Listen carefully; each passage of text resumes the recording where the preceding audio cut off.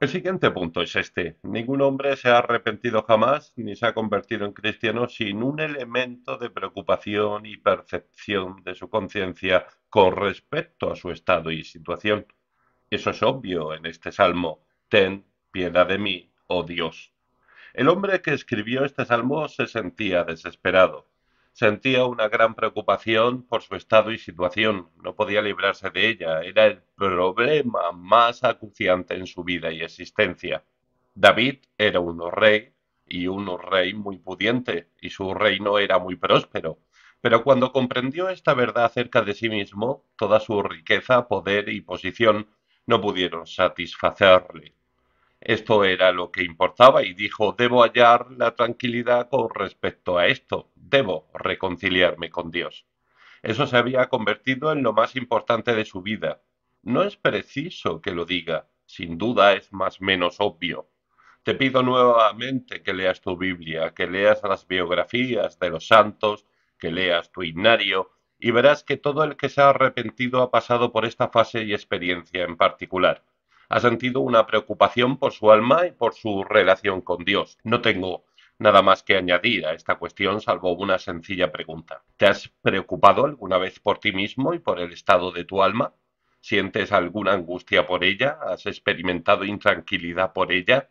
¿Te ha inquietado o preocupado alguna vez la cuestión de tu alma? Te repito que si no ha sido así, no sirve de nada que pertenezcas a una iglesia y la utilización que hagas de la denominación cristiana es completamente engañosa. Esto es algo inevitable en el caso de todos los que se arrepienten y convierten en cristianos. Permítaseme ir más allá y expresarlo de esta forma. Me imagino que alguien podría decirme, nunca he sentido esa gran preocupación. No veo que necesite sentir esa preocupación. Me han educado en la religión, he asistido a lugares de culto, he intentado hacer el bien, he intentado ayudar a los demás. No esperarás que experimente esa preocupación de la que me hablas. Bien. Mi respuesta es que no sabría decir si ese sentimiento es el mayor pecado de todos. Permítaseme expresarlo de esta forma. Te pido nuevamente que consideres a los santos y esas personas piadosas, esos santos hombres y mujeres a los que he hecho referencia, se han visto como pecadores a los ojos de Dios. ¿Por qué ibas a ser tú distinto? Simplemente te desafío en este punto. Afirmo que nunca ha habido un santo en la tierra que no se haya considerado a sí mismo un vil pecador. Por tanto, si tú no te consideras un vil pecador, entonces no te pareces a ellos. Pero aguarda un momento. Permíteme concretarlo un poco más. Te invito a considerar durante unos momentos quién es Dios y lo que es. Recuerdo haber leído el artículo de un hombre que criticaba aquel himno de Charles Wesley en el que decía, vil e injusto es lo que soy, lleno de pecado estoy. Aquel hombre lo criticaba diciendo, imaginemos a un hombre que busca un empleo y se presenta ante el hombre que le va a dar trabajo y en la entrevista dice, lleno de pecado estoy, no obtendría el trabajo. Y pensaba que eso zanjaba toda la cuestión, pero vemos que había olvidado algo. No veo motivo para que un hombre hable de ese modo a uno de sus congéneres que sabe que es igual que él. Pero Charles Wesley no estaba hablando de sí mismo en presencia del hombre, se estaba dirigiendo a Dios. Y Dios es luz, y no hay ningunas tinieblas en él. Primera de Juan 1:5. ¿Puedes concebir algo semejante? Dios es pura y absolutamente santo. No hay mancha, no hay mácula en él. Intenta imaginarlo. Él es quien nos importa, Dios. ¿Y qué exige Dios de nosotros? Bien, te lo diré. Amarás al Señor tu Dios con todo tu corazón y con toda tu alma y con todas tus fuerzas y con toda tu mente y a tu prójimo como a ti mismo. Lucas 10:27. Amigo mío, la cuestión no es si has cometido adulterio o no, es la siguiente. ¿Has amado y estás amando a Dios con todo tu corazón y con toda tu alma y con todas tus fuerzas y con toda tu mente? Si no es así, eres un pecador. Dios exige eso de ti y tienes derecho a exigirlo puesto que Él es Dios y Él nos ha creado y nos ha creado para Él. El fin principal del hombre es glorificar a Dios y no glorificar a Dios es el mayor pecado de todos. ¿Glorificamos a Dios? Le agradecemos a diario la bondad, la misericordia y la piedad que nos demuestra. Le entregamos la alabanza, el honor y la gloria. Es nuestra principal preocupación que se le glorifique cada vez más. Jesucristo dijo que su mayor objetivo en la vida era que se glorificara al Padre. Todo hombre recibe el llamamiento a hacer lo mismo, y no hacerlo es pecado. Recordemos cómo lo expresó Daniel a otro rey, Belsasar, le dijo: al Dios en cuya mano está tu vida y cuyos son todos tus caminos, nunca honraste. Daniel 5:23. La esencia del pecado no es tanto ser culpable de actos específicos, es el hecho de no glorificar a Dios, de no vivir nuestra vida para Dios. Dios puso al hombre sobre la tierra para que hiciera eso, y o rechazarlo o ser incapaz de hacerlo es la esencia misma del pecado. Por este motivo, todo el que se arrepiente siente siempre esta preocupación por su alma y se siente desesperado con respecto a sí mismo. ¿Sirves a Dios? ¿Amas a Dios? ¿Buscas a Dios? ¿Intentas glorificar a Dios? Eso es lo primero. Lo segundo que deseo mencionar es el deseo de ser perdonado. Ten piedad de mí, oh Dios, conforme a tu misericordia, conforme a la multitud de tus piedades, borra mis rebeliones. Lávame más y más de mi maldad y límpiame de mi pecado. En otras palabras, alguien que se arrepiente es siempre consciente de su culpa. Dice: cuando me enfrento a Dios y pienso en Él, cuando me enfrento a la ley de Dios y a su baremo, soy consciente del hecho de que soy culpable. No he vivido esa clase de vida. Ha habido días en los que no he orado a Dios, no le he mostrado mi agradecimiento y le he olvidado por completo. De inmediato empiezo a examinarme a mí mismo y descubro que he hecho cosas que sabía erróneas. He sido culpable de pecado en mi mente, pensamiento e imaginación, lo sé. Es consciente de su culpa y entonces desea ser perdonado. Sabe a lo que se refería David cuando dijo: límpiame de mi pecado. Desea ser limpiado, se siente impuro, sabe que le han mancillado y salpicado el mal, el pecado y las cosas erróneas que ha hecho. Sabe que es impuro en su interior, así como en su exterior. Se ha manchado. Conoce, pues, este deseo de ser lavado, de ser limpiado, sí, de ser purgado de su maldad. El siguiente elemento característico de toda alma verdaderamente arrepentida y de toda persona verdaderamente cristiana es la conciencia de su absoluta impotencia. Vemos cómo aparece en el Salmo de David. No sabe qué hacer consigo mismo. ¿Cuál es su problema? No puede acallar su propia conciencia. Su conciencia le estaba acusando, e hiciera lo que hiciera era incapaz de silenciarla. Su pecado siempre estaba ante él. Una vez despierta, la conciencia es algo terrible y tarde o temprano la conciencia de todo hombre se despierta. Algunos hombres viven una larga vida y no parece que se les despierte, pero aún no ha llegado su fin. Aún les queda su lecho de muerte y en ocasiones solamente se despierta ahí y a veces aún después. ¿Recuerdas cuando el hombre rico que murió vio al mendigo en el seno de Abraham? Lucas capítulo 16, versículos del 19 al 31. ¿Y su conciencia se despertó allí, en el infierno? La conciencia es algo terrible. Aquí David está intentando acallar su conciencia, pero no puede hacerlo. Daría cualquier cosa con tal de acallarla. Es un hombre rico, tiene rebaños y manadas, pero es incapaz de ello. Cuando evocas tu vida pasada y ves ciertas cosas, ¿no te gustaría deshacerte de ellas, borrarlas y eliminarlas, limpiar la mancha? Pero no se puede. David lo comprendió y todo el que se convierte en cristiano lo comprende. De igual forma, no puede hallar paz. Hace todo lo que está en su mano, pero no puede hallar paz. No puede dormir. Tiene eso allí. Siempre está ante él. No puede librarse de ello. No digo que debas experimentar forzosamente un sentimiento específico, pero sí afirmo que ningún hombre es cristiano a menos que haya conocido en algún momento esa búsqueda de paz, descanso y tranquilidad. El gran San Agustín lo supo, sintió esta intranquilidad en su alma durante un periodo bastante largo hasta que finalmente clamó: tú nos has hecho para ti, y nuestras almas no hallan descanso hasta que descansan en ti. ¿Has conocido esta intranquilidad?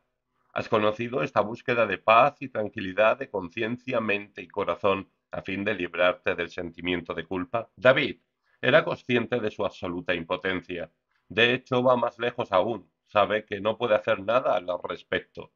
Escúchale. ¿Por qué no quieres sacrificio? Que yo lo daría.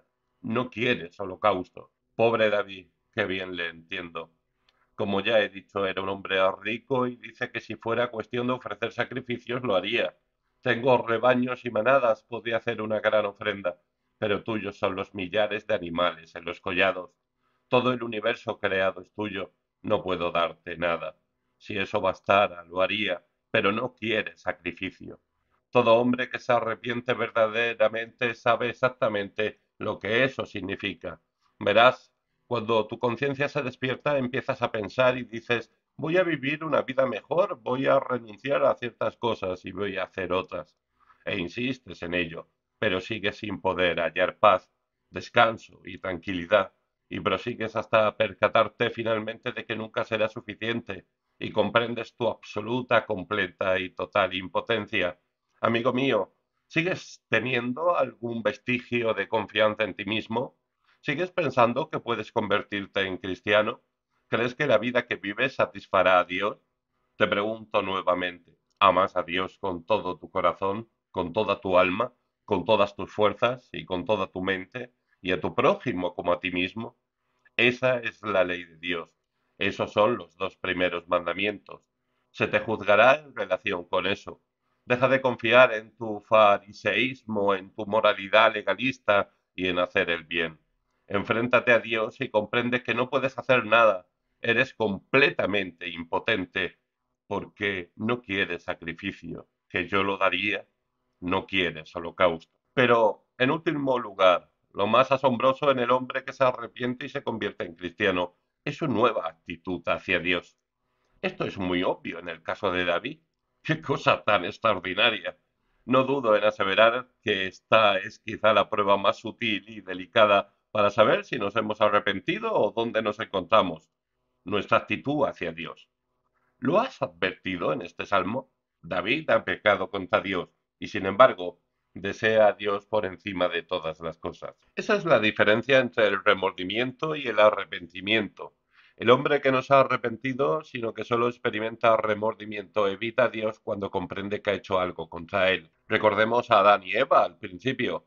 Cometieron pecado e intentaron ocultarse de Dios. En aquel momento no se habían arrepentido. El hombre que no ha experimentado la obra del Espíritu de Dios y no tiene convicción de pecado ni lo ha reconocido, intenta alejarse de Dios, evitarle a toda costa. No piensa, no lee la Biblia, no ora, hace todo lo posible para evitar pensar en estas cosas. Pero lo extraordinario del hombre al que el Espíritu Santo ha dado convicción de pecado es que a pesar de saber que ha pecado contra Dios, es a Dios a quien quiere. Ten piedad de mí, oh Dios. Quiere estar con Dios. Esa es la paradoja propia del arrepentimiento. Querer al que se ha ofendido. Lo expresaría pues de esta forma. El impenitente evita a Dios. El penitente sabe que nadie salvo Dios puede satisfacerle verdaderamente. Y después de esto digo lo siguiente acerca de él, que a pesar de saber que no tiene derecho alguno ante Dios, se dirige a él y empieza a hablarle. Cree que Dios puede ayudarle y sabe que ningún otro puede hacerlo. Los sacrificios y los holocaustos son insuficientes. Toda la limpieza del mundo no basta. ¿Qué puedo hacer? Dice. ¿Cómo puedo liberarme de la mancha? Solo hay uno que puede hacerlo, y es Dios mismo. Pero lo más maravilloso de todo, y lo dejo para el final, es esto. El pecador arrepentido no solo sabe que Dios tiene el poder para eliminar la mancha y la culpa de su pecado, sabe, maravilla de maravillas, que Dios está dispuesto a ello y desea hacerlo. Escucha, David, ten piedad de mí, oh Dios. Sabe que Dios es misericordioso. ¿Qué más? Ten piedad de mí, oh Dios, conforme a tu misericordia. Qué palabras tan gloriosas. Pero no se queda ni siquiera en eso, añade, conforme a la multitud de tus piedades, borra mis rebeliones. Esa es la explicación de la paradoja del penitente. Sabe que ha pecado contra este Dios santo y sin embargo sabe que Dios tiene misericordia, que Dios tiene multitud de piedades y se confía a esta misericordia. Ten piedad de mí, oh Dios. Recordemos cómo lo expresó Cristo en la parábola de aquel publicano que fue al templo a orar. Era tan consciente de su pecado que no podía alzar los ojos al cielo, pero clamó diciendo, sé propicio a mí, pecador. Lucas 18:13. ¿Cómo sabía David todo esto acerca de Dios? La respuesta es, por supuesto, que lo había experimentado. Dios le había bendecido, Dios había sido bueno con él, y aquí está. con este terrible pecado contra Dios. David dice, puedo atreverme a acudir a él. He sido un mentiroso, he sido un asesino, he ocasionado la muerte de personas inocentes. Ningún hombre me perdonaría. Ningún hombre me perdonaría, pero aunque Dios es absolutamente santo, sé que tiene misericordia, sé que es misericordioso, tiene multitud de piedades, puedo atreverme a ir a Él y no me rechazará. David lo sabía, querido amigo, pero tú y yo sabemos algo infinitamente más. ¿Hay alguien que sea consciente del pecado y la culpa, pero no ha encontrado la paz? ¿La estás buscando? Te lo pregunto. ¿Has acudido a Dios? Pero si supieras lo que he hecho, no me dirías que acudiera a Dios, dice alguno. Temo a Dios. Amigo mío, te ruego que acudas a Dios tal como eres. David sabía que Él era misericordioso, conocía la multitud de sus piedades, pero tú y yo tenemos el privilegio de saberlo de una forma infinitamente mejor. ¿Qué significan el pan y el vino de la comunión? Son un recordatorio, un memorial del hecho de que una vez, hace casi 2000 años, este Dios misericordioso, este Dios con multitud de piedades envió a su Hijo unigénito a este mundo. Y lo envió con un solo propósito, que soportara la culpa de tu pecado y el mío. Depositó nuestros pecados sobre él y le castigó allí. Dios ha castigado tus pecados en Cristo y allí ofrece su perdón. Confía en Él, confía plenamente, no dejes que otra fe se interponga. Esto, en mi opinión, es lo más asombroso del mundo, que el Dios al que hemos ofendido sea el que ha proporcionado el camino de salvación. Nuevamente, es este asombroso amor de Dios el que nos deja perplejos a causa de su inmensidad. De tal manera amó Dios al mundo que ha dado a su Hijo unigénito para que todo aquel que en él cree no se pierda, mas tenga vida eterna. Juan 3:16. Esa es la respuesta. También nos da la magnitud del pecado. Verás, Dios tuvo que hacerlo, tuvo que resolver el problema del pecado. El pecado es tan terrible como eso. Tus buenas obras no bastan para expiarlo. De otro modo, Cristo jamás habría muerto. ¿Por qué fue Cristo a la cruz? ¿Por qué murió Cristo? Solo hay una respuesta.